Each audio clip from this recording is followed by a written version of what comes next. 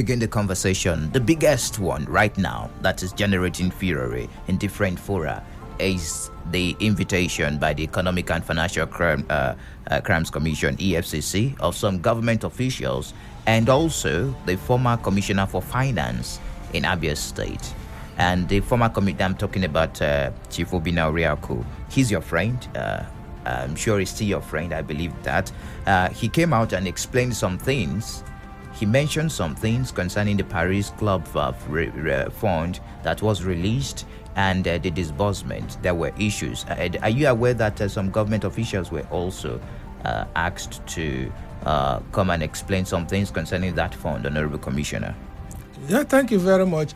Since 2015, when he became governor of Abia State, Dr. Ikpeazu made it clear that one, there are statutory agencies responsible for probes and such things, including EFCC, ICPC, and CCB. Two, he said clearly that all those serving under him must prepare to defend their record of service at all times without exception. He believes that when you are called upon to explain how you manage state resources, that you should be able to clearly state and defend yourself, because he's a stickler for due process.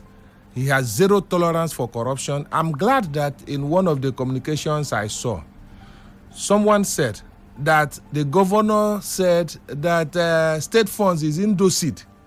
If you know what Indoseed is, it's rat poison. Ogwoke. That nobody should dare go near state funds. And if there are people that didn't understand the ramification of that statement, I'm sure they now know the ramification of the statement of the governor. Abia money must be used to work for the people of Abia State and not for any other purpose.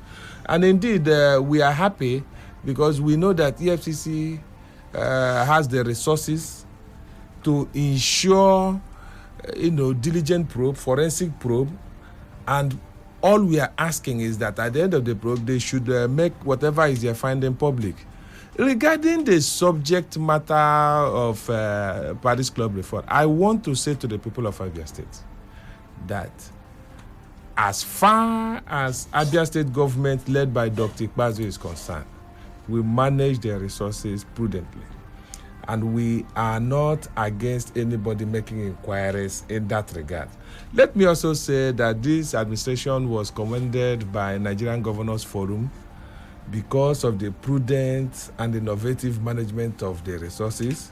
This administration was also commended by ICPC, the Independent Corrupt Practices and Other Offences Commission, for the way we managed the Paris Club that came to Abia State. I was going to take you on that, Honorable Commissioner, because it's shocking.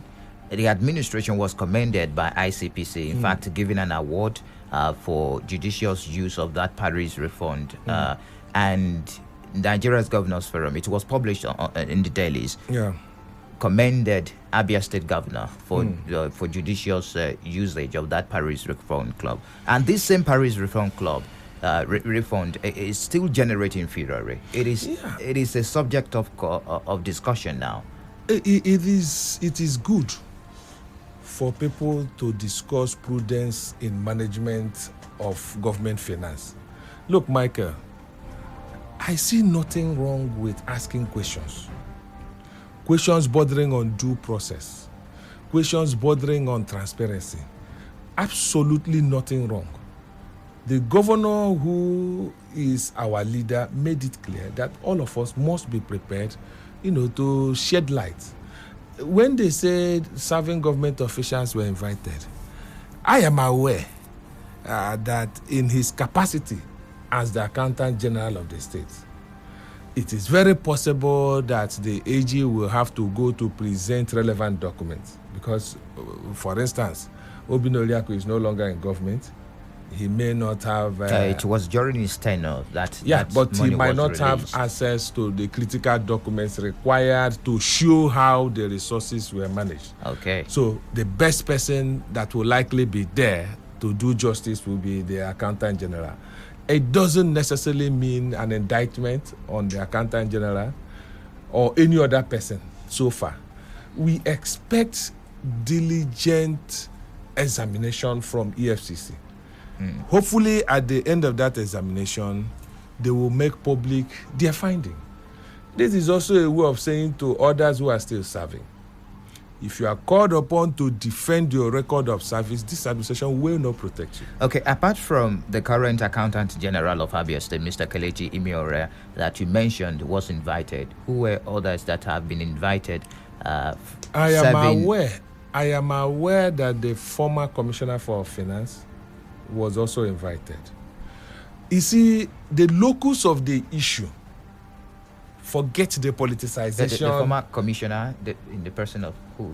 Philip Nto. Oh, okay. Forget the politicization. People want to get back at their enemies or political adversaries. The locus of the issue is around a contractual agreement between a consultant and the state government. Now, that agreement was reached before the emergence of the administration of Governor Ikpeazu. That agreement was not executed by that administration. Whether somebody is talking about 50% agreed to be paid or not to be paid, that administration did not pay. So I'm happy you're going to the specifics now. Yeah, that administration did not pay. See, government enters into all kinds of agreements and MOUs. If at any point in time it becomes necessary to dump any as a result of any number of reasons, the government will dump that agreement.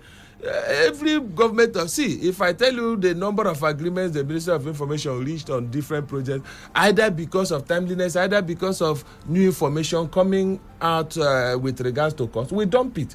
I think that what happened was that some persons wanted to get back at their political enemies. Using EFCC?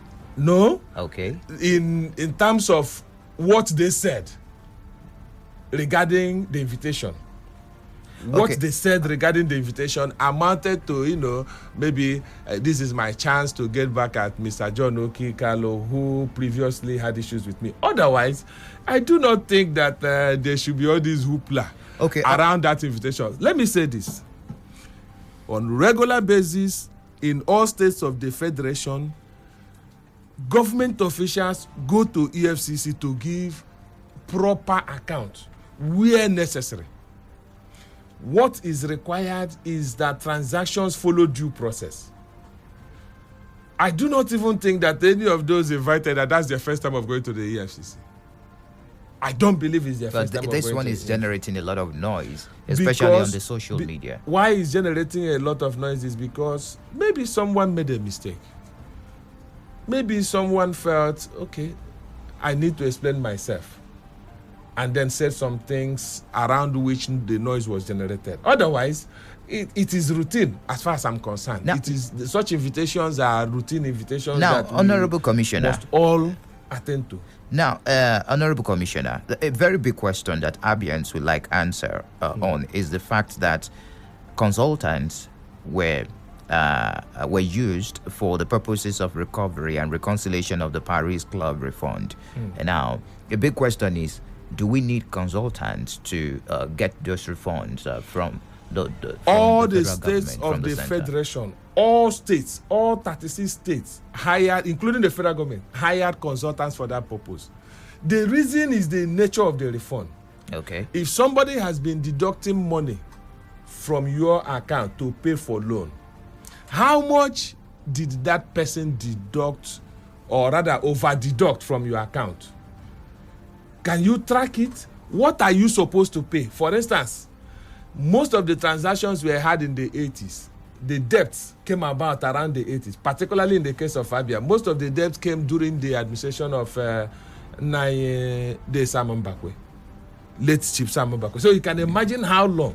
Somebody needs to take time to assuming there were payments made. How much have we previously paid? Why are you still charging us for what we've already paid for?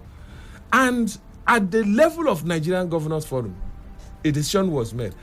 On the issue of percentages or non-percentages, the fact is that even the federal government has approved rates that you should pay to consultants doing that kind of job. And I tell you that the federal government had consultants also looking at the same issue as at that time. But the bottom line is that the administration the individual went after did not collect penny as refund. Our administration collected, the individual supervised the disbursement, and to the best of my knowledge, I'm not Efcc, I think that the money was judiciously deployed. If there are other issues arising, you can only respond to Efcc in lieu of those issues. Now, how many consultants were given the job to help reconcile I was not this? in government in 2013 and 2014. I can't possibly know. But I am telling you, the consultants helped this present administration to get the monies. No, listen. Those agreements were signed before this agreement, before this government came on board. Okay. You are talking about 2013, 2014, right? Yes. Fine. We were not in government 2013, 2014. But I can speak to the fact that when we met at the level of Nigerian Governors Forum, that there was the hiring of consultants. Okay. They were duly recognized in the arrangement, and it was the duty of the then Ministry of Finance to protect the state by ensuring that only approved Federal Ministry of Finance rates applied. Now, if you have previous contracts that negates the current approved Federal Ministry of Finance rate, we will likely say, no, sir, hold on, wait a minute. We cannot be different from others.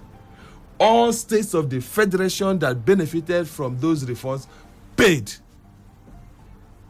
Okay, the consultants, I'm asking now, Honorable Commissioner, they were appointed not during the administration of Dr. Okeze Ekwazu. Correct. Okay, but they still delivered on some of the contracts agreed with the government. I do not during this know if they administration. were the same consultants that delivered. I do not know. It is left for the man who superintended over the management of that particular transaction, the Paris Club reform, to come forward and say that the same people hired by the previous administration were the ones that delivered, or I hired a new person. At the moment, as I'm sitting down here, I do not know who delivered and who did not deliver. But there was a delivery. Okay. Now, this present EFCC invitation of some government officials, does it bother the governor? No, Why? because the governor believes in transparency. The governor believes that everyone must subject himself to due process and zero tolerance to corruption. This is not the first time government officials have been invited by EFCC. The position of the governor has always been the same. The governor's position has always been that you must go and answer, and we will not shield you. We will not come and sit down here and say, oh, no, you didn't do or you did. No, prove that you didn't do. Prove it there. Because if you did, Oyo is your name. I said again, the governor describes state funds as Indoseed, Ogwoke, rat poison. I don't know if you understand the weight of the governor's statement as confirmed by those involved. We had this money, or it was coming, and the governor told them, look at this money. This money is rat poison. If you eat it, you die. This money belongs to the people of Abia State. If you touch it, you die. I don't know if you understand the magnitude of that statement, the ramifications, the integrity of the man speaking. That means there is a governor saying to those who work for him, look, I want this money used entirely for the people of Abia State. If you touch any portion thereof, Umetrabru will apply. You will face the consequences. So why should he be worried that some agency of the federal government that is empowered by law to look into some of these things is looking at it? He knows that his hands are clean, and of course he expects the hands of those working for him to be clean. If there is any one of them whose hands are not clean, Umetrabru will apply. the All person right. will necessarily go in for it. Let's move to other conversations this morning. It is still the platform, the pinnacle of all discussions, right here on Flow 94.9 FM. And we've been speaking with the Honorable Commissioner for Information in Abia State, Chief John Okiyekalu, on some topical issues as it affect Abia State, the God's own state. Now, let's look at security. Recently, the governor reviewed the regime, the curfew regime placed in some local governments across Abia State. Now, what necessitated that review? Yeah, we noticed improvements in security. Okay. In Abia State and in neighboring states. And of course, you know that it's a very difficult thing for this administration to limit night economy. We've deployed street lights in Abia and Omohe, and indeed we are deploying across in my own community, Abreba. The governor gave more than 150 units of street lights so that all those women that do businesses like frying akara and other things can extend their business activity into the night. So we are working consciously to improve the night economy. But security trumps everything. We only, impose the curfew as a way of protecting the people. Now we have seen that the environment is much better and we have done a first review. As we watch, if things continue to improve, there will be a second review until we are able to ensure that Abians can go out freely without any threat to them in the morning, afternoon, and night. And that's our objective. And we thank God that for many years, under the watch of Governor Ikpeazu, we've largely been able to achieve that objective, leading to the award that the governor has received regarding, one, security, as one of the best governors when it comes to security. And of course, you know that Abia is rated in the top 5% of the most secure states in Nigeria. Number two, we have had a very peaceful state. I keep saying it that to the glory of God, since Governor Ikpeazu came on board, there hasn't been any successful bank robbery in the state. And that's to the glory of God. Okay. It also speaks to the security architecture we have in place, which is very robust, which is from bottom up, at the community level, at the ward level, at the local government level, at the state level. And then you now have the governor on top of the pyramid supervising. So for us, what necessitated the review was simply the fact that things have improved security-wise, and we want our people to be free to move about, to engage, to do business. Those who own nightclubs, those who own hotels, those who own drinking parlors, they are part of the Abia economy. Okay. And we want full participation so that we can engender quick economic recovery. It is still the platform, the pinnacle of all discussions on Flow 94.9 FM. We're going to take a break now. When we return, we will continue the conversation on security, especially the just concluded Abia State Security Summit. And also, we are going to look at the internal security structure put in place by the Okeze-Ikpeazu's administration in ensuring that we fight this monster called insecurity bedeviling Nigeria. What do you hear about confident guys? They are smart, go-getters. They never settle for less. Big dreamers with eyes always on the ball. But most importantly, they stay chilled, even under pressure. Just like the icy cold chill you get from using Premier Cool soap for those with the confidence to chase their dreams. Stay chilled with Premier Cool Toilet Soap, Nigeria's #1 best-selling cooling soap.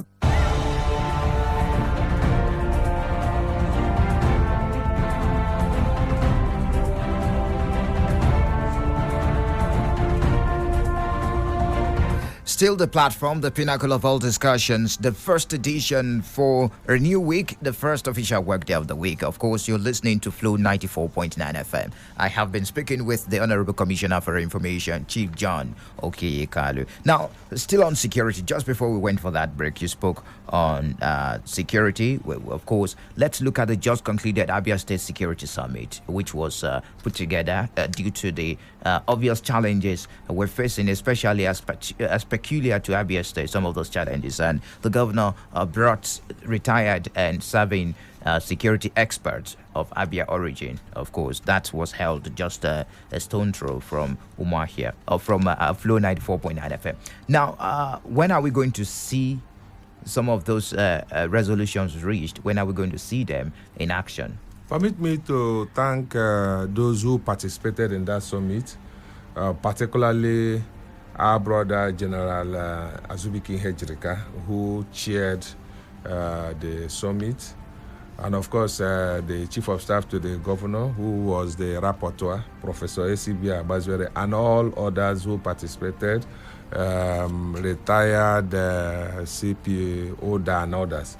And they came out with far-reaching resolutions, which we are implementing already.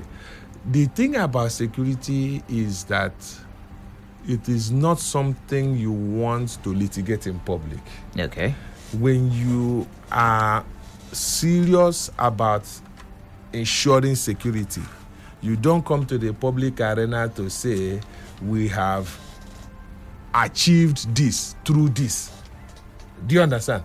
But what I can assure the people of Abia State is that all the resolutions reached, that the administration is currently implementing them. As we speak now, we have gone to the State House of Assembly seeking amendment to Abia State Vigilante Law so as to bring life to a Bubago security formation. We are already at the House of Assembly in that direction. We have also done a couple of things related to community security involving traditional rulers. In fact, the fact that we now have increased confidence to be able to review the coffee speaks to the fact that we have deployed measures, first to gather intelligence necessary for early warning, secondly to nip adverse situation in the board and bring those responsible to justice, thirdly to tackle anything thrown at us at any point in time.